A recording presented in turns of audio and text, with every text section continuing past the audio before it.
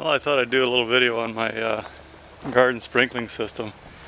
I use some sprinklers I get out of TSC, so I thought I'd show you a couple of things.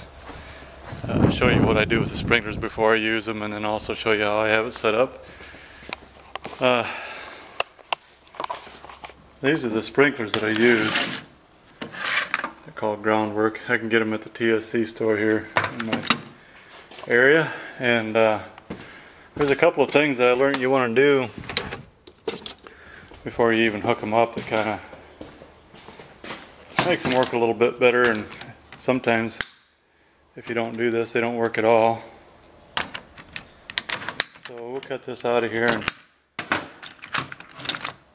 and I'll show you a couple of things. Now on these sprinklers, almost every time when you get them new, this little nut right here is loose. See, there's a O-ring on there. I don't know if you can see it or not. And I just take and put a wrench on there and make sure that's good and snug. Otherwise it'll leak there, and if it leaks there, then even if you have real good water pressure, you can't hardly get them to irrigate.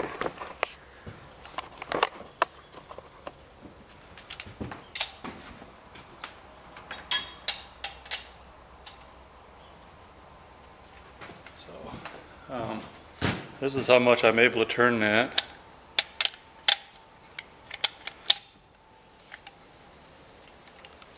Right about there, that's almost a complete turn, and now if you can tell, that O-ring's actually flattened out on there. That's number one. Then, number two, this here they put in here pretty much just hand tight, if you even want to call it hand tight. So I take and give that a pretty good turn on there.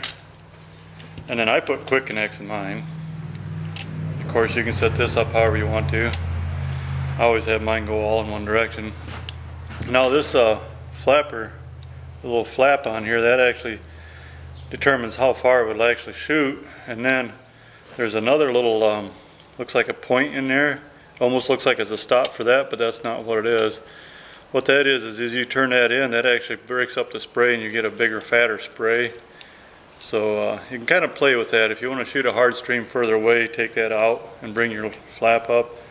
If you want to bust it up a little bit and get kind of a more of a scatter spray, and you can bring this in and then you adjust this here to how far you want it to shoot. So, and then the other thing I do is, if you look behind here, there's a little nozzle on that.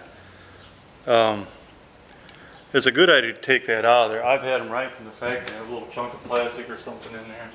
I don't do this every time, but quite often if I don't do it, I always end up coming back in with it and doing it anyways. But you just take and, I think it's a 10 millimeter actually, come to think of it. 10 millimeter wrench. And when you take that out, you'll see a little plastic piece in there that belongs in there. And just take your nozzle out and then take compressed air and blow it in through your water port, and it'll expel anything out that nozzle hole.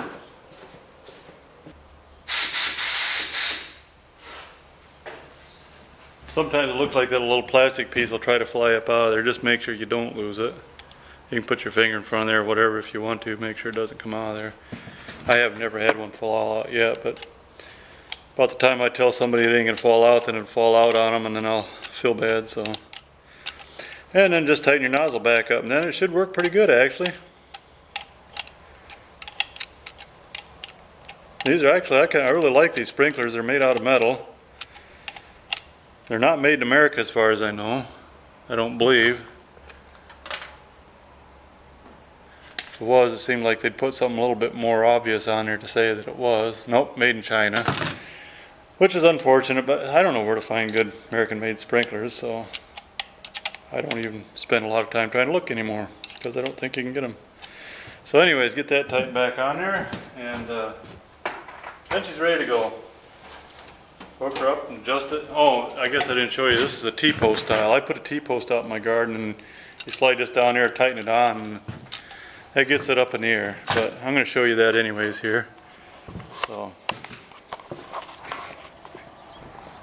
okay, let's come on out here. And I have them on both my guards, and then I've got some trees, and that one that I just worked on in there, it goes out to another section of trees where I only need one. Here's one set up on a T-post, and as you can see, the sprinkler's quite a ways up in the air. It's about 5 feet in the air. There's the other one down there. I don't know if you can see it against the sun or not. It looks like the sun's really flaring in there. And then I got two set up out in this garden. Those are the ones I'm going to turn on right now, and I'll show you how they work.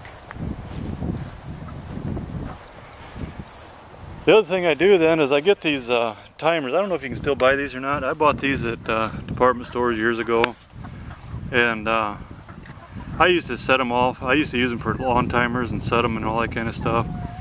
But now I just use the manual open and close, which gives you 1 hour of watering time. And I usually just run my sprinklers for an hour anyway. So you just hit that button. Got two C-cell batteries in there. And voila, there they go. I'll go around to the other side so you can actually see, since the sun's starting to set on us here.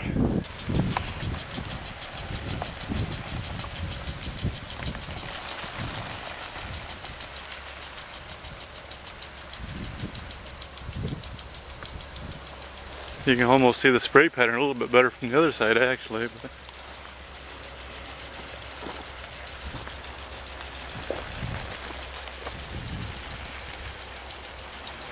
I'm going to come down to the end here, see if I can show them both in conjunction.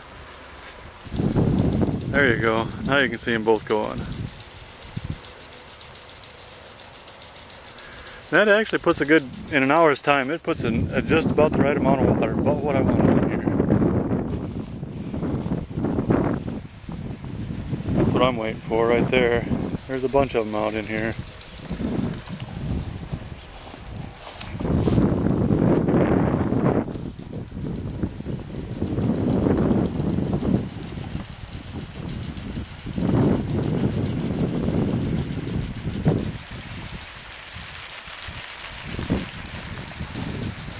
My muskmelons. Can I get him? I can't find him. I see him with my naked eye. Can't see him with my camera eye. There he is. Muskmelons. I think I almost like muskmelons better than watermelons. I don't know, I love it all. So, oh my, can you see this one? I think that's going to be the next one ready to pick. Look out, we're going to get wet.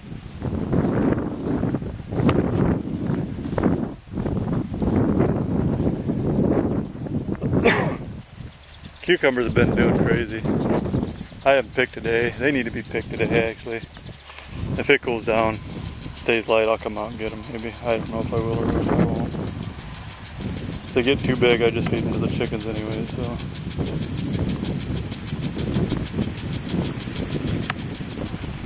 Look out! Zucchini. Chickens definitely like zucchini. It's like trying to find Waldo.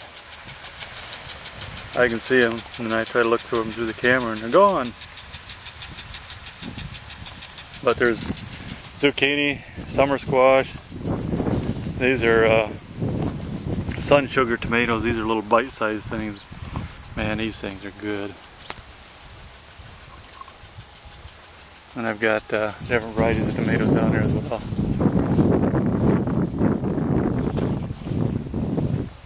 Sweet corn's coming on. I already picked some, but I didn't go through and pick it. I need to go through and pick it.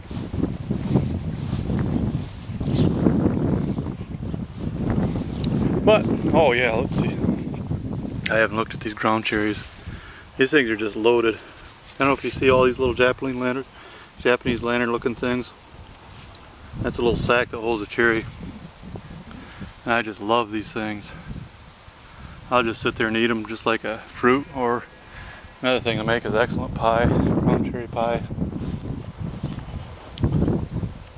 Okay, that's it. I quit, I promise.